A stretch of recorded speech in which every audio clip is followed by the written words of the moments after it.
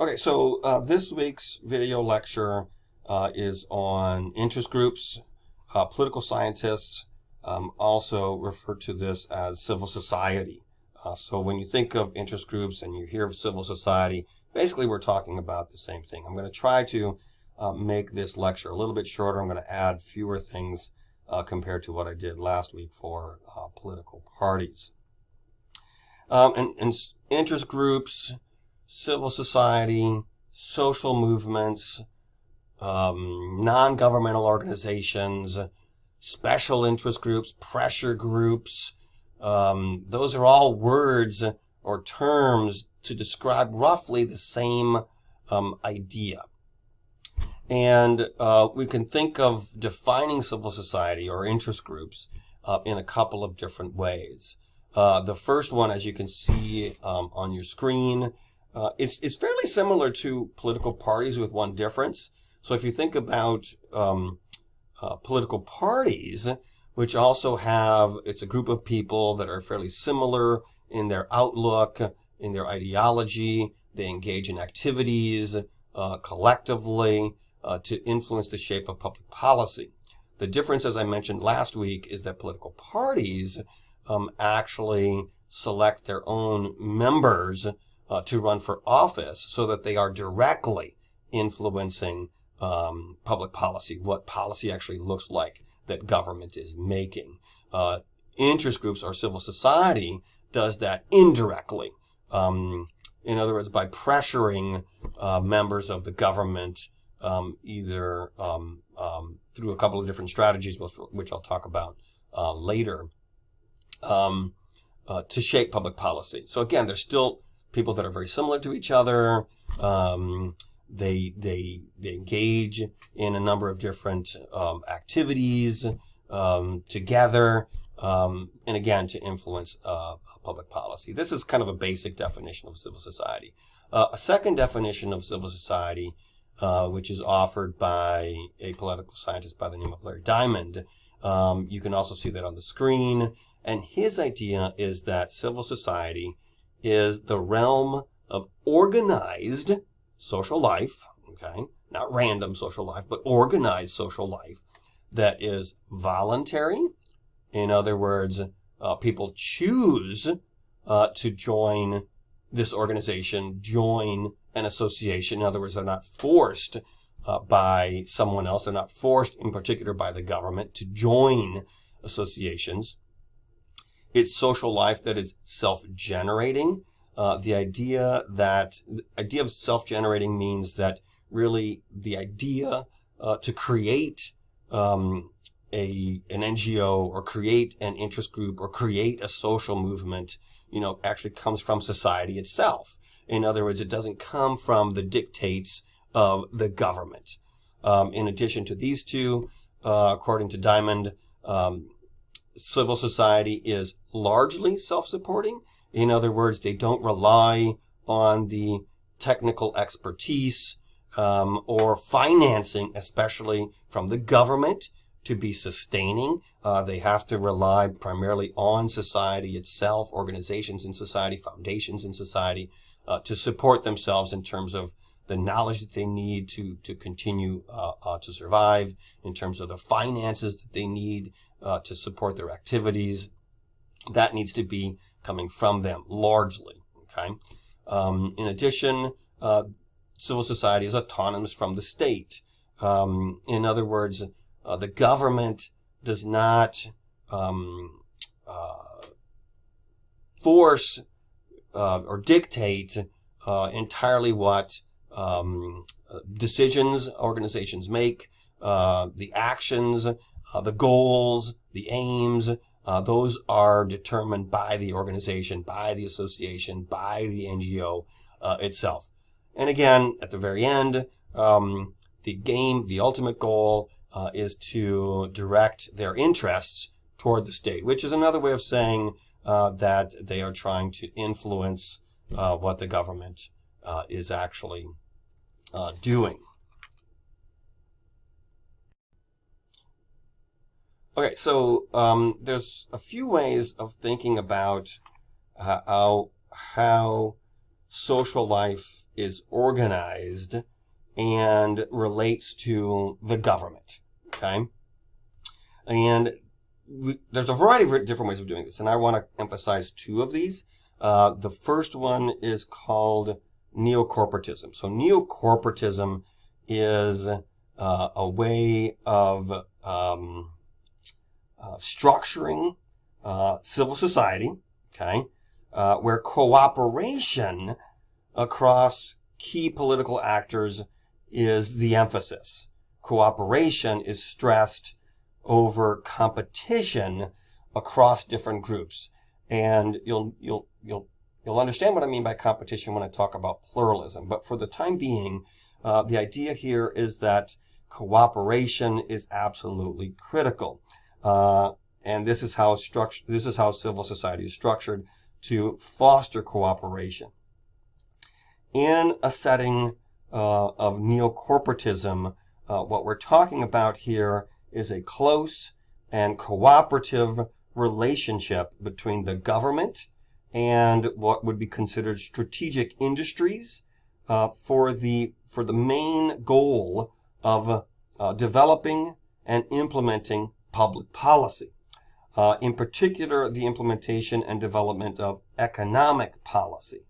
The idea here is that the government grants authority to specific associations, to what are called peak associations, that combine groups, such as all auto worker industries, auto workers in the automobile industry, or all the teachers in higher education, or all the teachers in K through 12 or K through 12 education. And so these peak associations that combine groups in society, they're granted specific authority by the state to represent the interests of those groups. Okay? And the idea here is that there's this fixed process that happens on a regular basis and frequently between the government, okay, labor, these groups that I just mentioned, and businesses. Okay? In other words, the airline industry, or the agricultural industry. And these three entities work together cooperatively, okay, on an ongoing basis to, again, the idea of developing and implementing, in this particular case, economic policy. So the emphasis is on cooperation, but obviously we're talking about where the government plays a key role in not organizing civil society, but certainly granting authority to specific groups in society, to specific associations in society, to represent the interests of that group in working with businesses, in working with the government, together to create policy. Examples of this can be found in a lot of different countries, but especially in Europe. Sweden has an example of neocorporatism. Germany has another example. Austria are all countries that stress this type of system as far as civil society is concerned, and especially in terms of economic public policy. And so this is in contrast to pluralism. The idea behind pluralism is that people are basically free to create whatever associations they want. It's this idea of freedom of association, of coming together. In other words, that there are few, if any, restrictions on the creation of organizations and associations. Now, differently than neocorporatism, the idea behind a pluralist society and public policy is that obviously the government does not grant authority to a specific peak association, does not work closely with civil society, formally speaking, on regular processes, a fixed process. But instead, what happens is all of these groups that are free to form in society, compete with each other. Okay? So they're grappling with each other to influence what the government is going to be doing, to influence what policy will look like in government. Okay?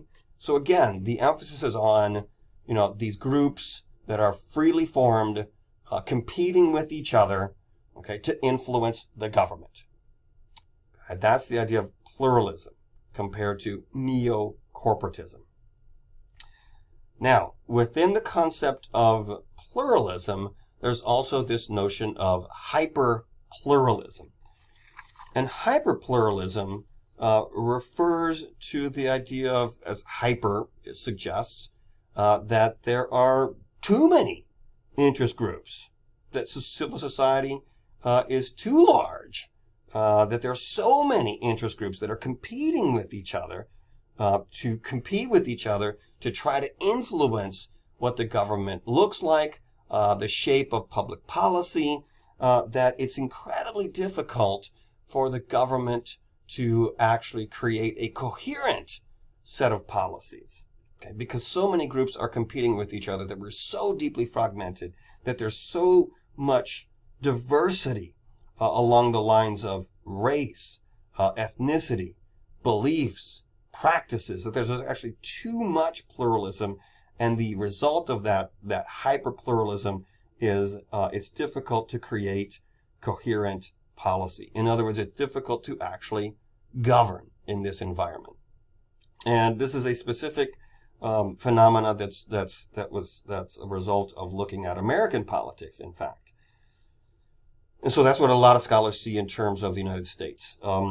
Related to the idea of pluralism is this notion of elitism. And elitism, in theory, is the idea where only a select few people or groups in society will have greater authority over government decision-making.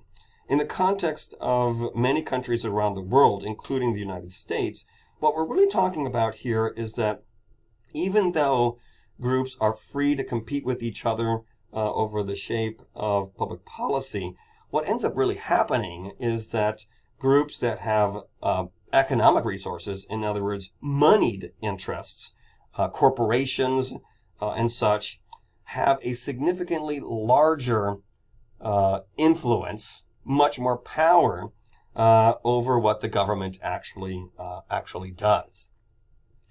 And so this has been a charge leveled against many countries around the world, certainly against the United States, where really the shape of our policy comes from mostly wealthy people and wealthy organizations, wealthy corporations,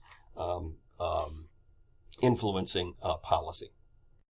So I want to end this video lecture talking about three things. The first one is that civil society organizations, social movements, interest groups, non-governmental organizations, pressure groups, special interest groups, they have a variety of strategies they can adopt to actually pursue their goals. Their primary goal, of course, being to shape public policy. That is their primary objective. And these strategies basically fall under the heading of two different types of strategies: the insider strategy and the outsider strategy. The inside strategy is also referred to as lobbying, where groups, civil society organizations will lobby members of government bodies, legislatures in particular, going to people that actually make the decisions directly to them, gaining access to them to influence, to try to convince them to vote on a bill or not vote on a bill, or draw up a bill a certain way, and so on and so forth.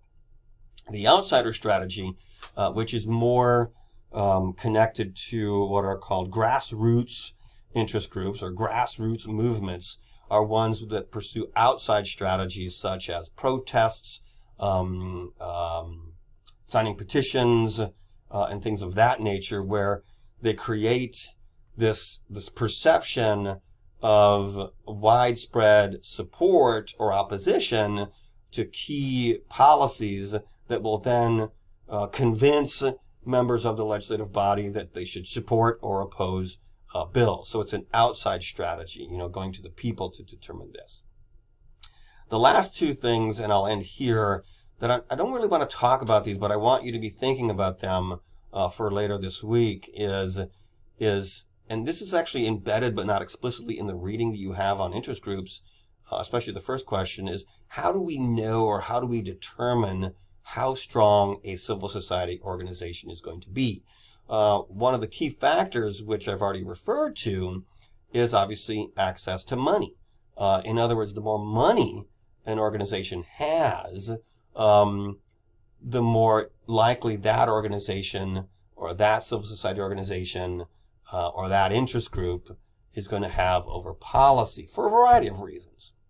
So money is a big factor, but I want you to be thinking, so what are some other possible things that would help us determine whether an interest group is going to have more influence or less influence? And finally, one of the big things in the literature on political science is that, there's this argument, very widespread argument, these civil society organizations, again, interest groups, non-governmental organizations, social movements in particular, are very important to democracy, that they make democracy very, very, very strong. But why?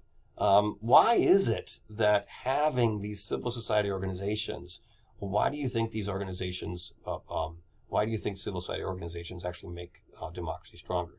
And I want you to be thinking about these two questions for later this week.